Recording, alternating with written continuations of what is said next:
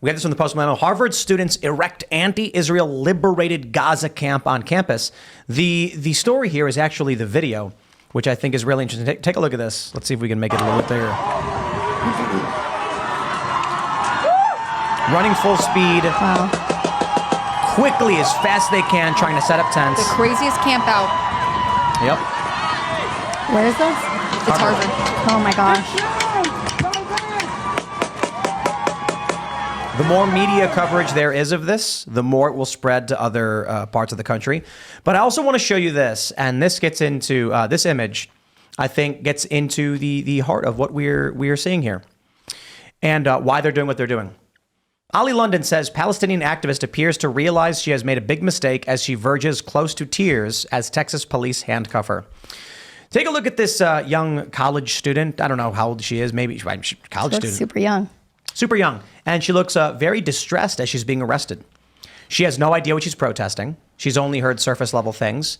She is now being arrested. And the response from conservatives and the police is exactly what the cult was hoping for. And I will explain very simply. She is now angry and scared, not understanding why she's being arrested or what she did wrong. She was told that she was fighting for the good guys. The police came and arrested her. Well, how can that be? She's a good guy. Well, it's because the police must be bad guys, right? With that fear and anger, when she gets out of jail, and she will overnight, and it'll be a slap on the wrist, they will then go to her, and not only will they say, see, look what the police do. The police are bad. You didn't even do anything wrong. You're fighting for justice. Aren't the police evil?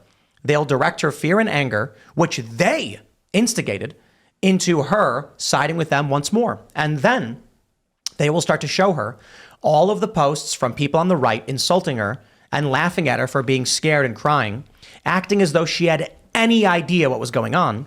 And they'll say, see, look how evil the right is. They're making fun of you while you were doing the right thing. That is how the cult recruits. So when they're storming campus, when you look at the comparison between the Summer of Love, Black Lives Matter, Occupy Wall Street, and the anti-Israel stuff, and you're like, wow, it sure is very similar. It's all just cult building. There's no moral issue they care about. There's a funny meme I saw where it's, you know the meme of the military guy putting his arms out, protecting the kid? It's the military guy going like this, and it's like protesters, and then the kid in the bed says the Middle East, and the bombs and the knives are still falling on the kid because the guy's nowhere near the kid. And that's a good point.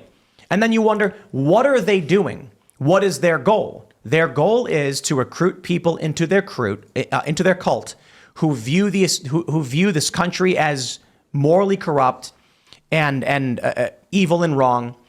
That woman will now become an anti-police activist more so than she really was or ever was. We've acknowledged on this show that most of these people have no idea what they're protesting.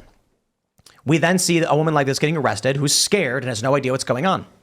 The response should be not to make fun of her, but to be like, these people are tricking you to get you arrested, to make you angry, to entrench you in a world that will cause you harm.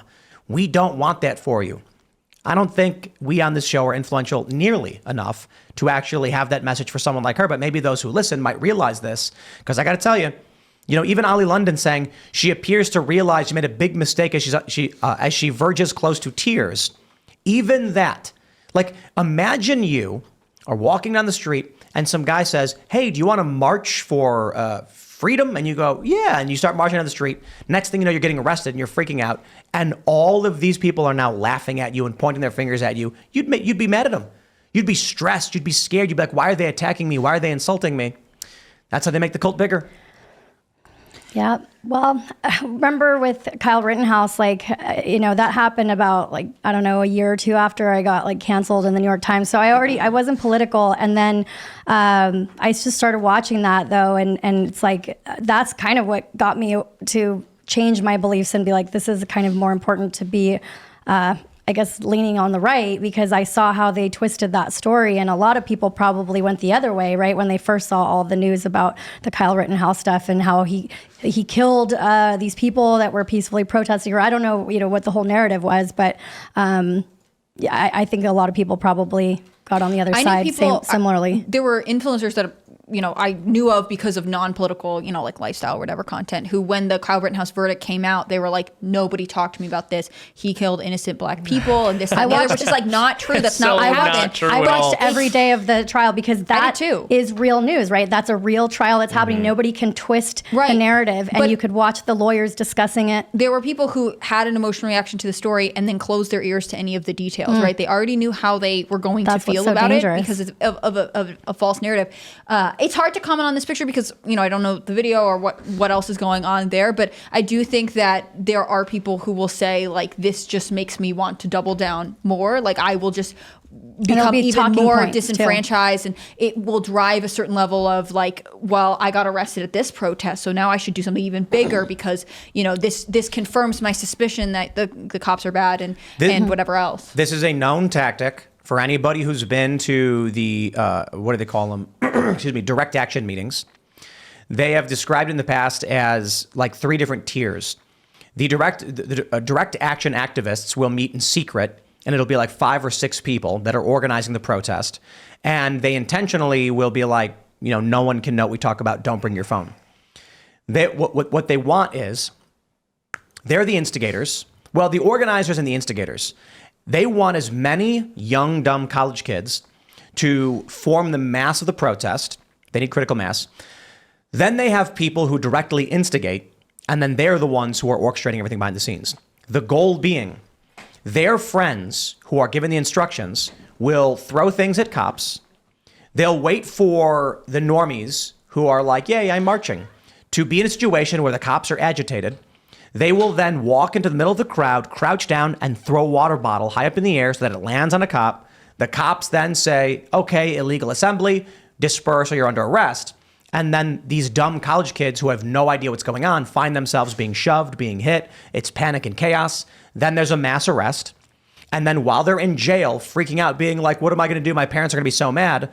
The cultists who organize it are there and they say, let's sing songs together to get through this. So they do, I'm not kidding. In jail, when there's 50 to 100 people, they'll say, hey, everyone, sing along.